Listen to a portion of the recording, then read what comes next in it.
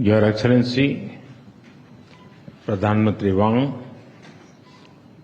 दोनों देशों के डेलीगेट्स, मीडिया के साथियों, नमस्कार।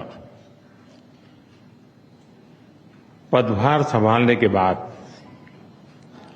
प्रधानमंत्री वांग की पहली भारत यात्रा पर मैं उनका हार्दिक स्वागत करता हूं।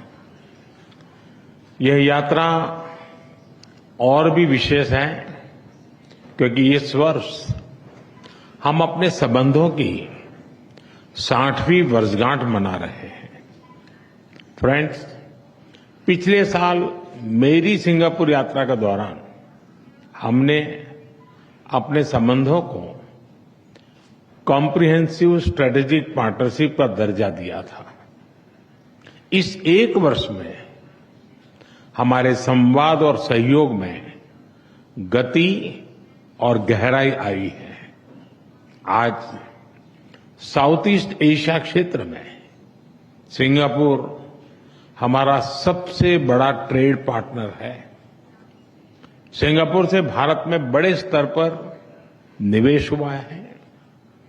हमारे रक्षा संबंध निरंतर मजबूत हो रहे हैं। पीपल टू पीपल संबंध गहरे और जीवंत है। आज हमने अपनी पार्टनरशिप के भविष्य के लिए एक डिटेल्ड रोड मैप तैयार किया है। हमारा सहयोग केवल पारंपरिक क्षेत्रों तक सीमित नहीं रहेगा।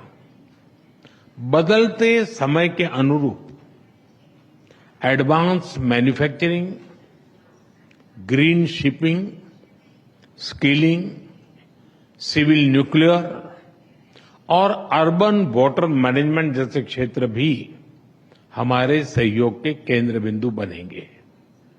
हमने निर्णय लिया है कि आपसी व्यापार को गति देने के लिए द्विपक्षीय कॉम्प्रिहेंसिव इकोनॉमिक कोऑपरेशन एग्रीमेंट और आसियान के हमारे फ्री ट्रेड एग्रीमेंट का समयबद्ध तरीके से रिव्यू किया जाएगा।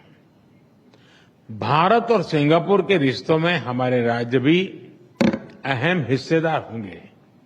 जनवरी में जब राष्ट्रपति थर्मन भारत यात्रा पर आए थे तो वे ओडिशा भी गए थे।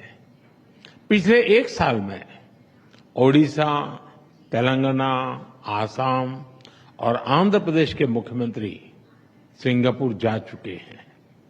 गुजरात का गिफ्ट सिटी हमारे स्टॉक मार्केट को जोड़ने का एक और नया सेतु बना है।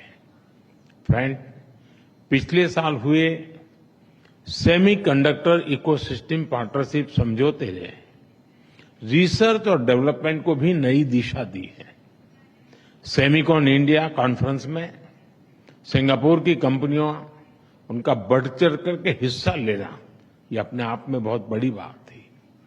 चेन्नई में सिंगापुर का एक national centre of excellence for skilling स्थापित करने में सहयोग देगा। यह सेंटर एडवांस मैन्युफैक्चरिंग के क्षेत्र में स्किल्ड मैन पावर तैयार करेगा। फ्रेंड्स, टेक्नोलॉजी और इनोवेशन हमारी साझेदारी के मजबूत स्तंभ है। हमने तय किया है कि एआई, क्वांटम और अन्य डिजिटल टेक्नोलॉजीज में सहयोग को बढ़ाया जाएगा।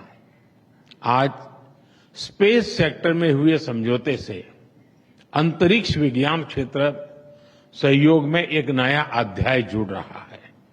हमने निर्णय लिया है कि हमारे युवाओं को उनके टैलेंट को जोड़ने के लिए इस साल के अंत में इंडिया सिंगापुर हैकाथॉन का अगला राउंड किया जाएगा। यूपीआई और पे नाउ हमारे डिजिटल कनेक्टिविटी के सफल उदाहरण हैं और ये प्रसन्नता का विषय है कि इसमें 13 नए भारतीय बैंक जुड़े हैं। आज green and digital shipping corridors के लिए हुए समझौते से मैरीटाइम सेक्टर में ग्रीन फ्यूल सप्लाई चेन और डिजिटल पोर्ट क्लियरेंस को बल मिलेगा। भारत अपने पोर्ट इंफ्रास्ट्रक्चर के विकास में तेजी से काम कर रहा है। इसमें सिंगापुर का अनुभव अत्यंत उपयोगी है। आज हमने सिंगापुर की कंपनी एसपीए इंटरनेशनल द्वारा विकसित Bharat Mumbai container terminal phase 2 का उद्घाटन किया। यह हमारे कंटेनर हैंडलिंग की क्षमता को और बढ़ाएगा। फ्रेंड्स, सिंगापुर हमारी एक्ट ईस्ट पॉलिसी का एक महत्वपूर्ण स्तंभ है। हम आसियान के साथ सहयोग और इंडो पैसिफिक क्षेत्र में शांति और स्थिरता के जॉइंट विजन को आगे बढ़ाने के लिए मिलकर काम करते रहेंगे। आतंकवाद को लेकर हमारी समान चिंताएं हैं। हम मानते हैं कि आतंकवाद के खिलाफ एकजुटता से लड़ना सभी मानवतावादी देशों का कर्तव्य है।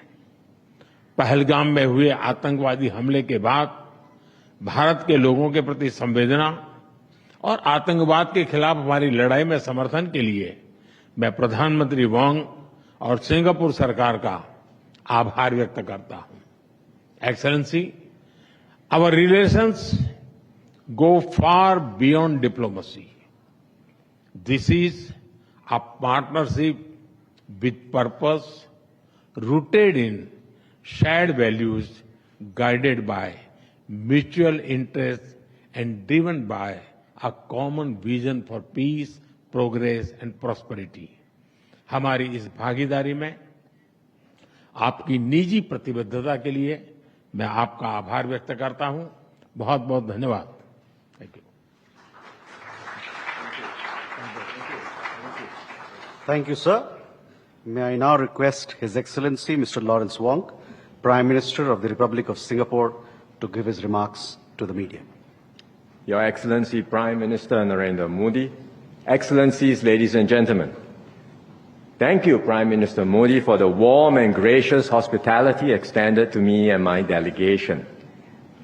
10 years ago, I joined then President Tony Tan on his state visit to commemorate the 50th anniversary of diplomatic ties between Singapore and India. Today, 10 years later, I'm glad to be back on my first official visit as Prime Minister and to celebrate 60 years of close and enduring friendship between our two countries. Over this past decade, India has made remarkable advances under Prime Minister Modi's leadership. India is now the fourth largest economy in the world, with a dynamism and influence felt far beyond its borders. Our bilateral relationship has grown in tandem. Singapore is the largest foreign investor in India, accounting for around a quarter of India's foreign direct investment inflows. And our cooperation now spans a wide and diverse range of fields. Last year, PM Modi and I agreed to elevate relations to a comprehensive strategic partnership, or a CSP. This morning, we had fruitful discussions on how we can take this CSP forward. The Prime Minister has highlighted quite a number of areas, and I will reiterate a few of them. First, Singapore will continue to support India's skills development journey.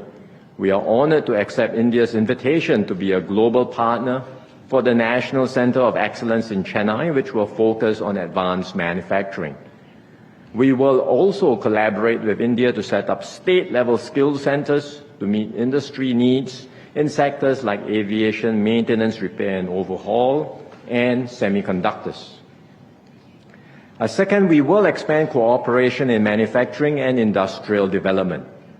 Singapore companies are keen to develop sustainable industrial parks in India to support India's manufacturing ambitions. At the same time, we will deepen collaboration in semiconductors, not just in skills training, but also in R&D, supply chains, and logistics.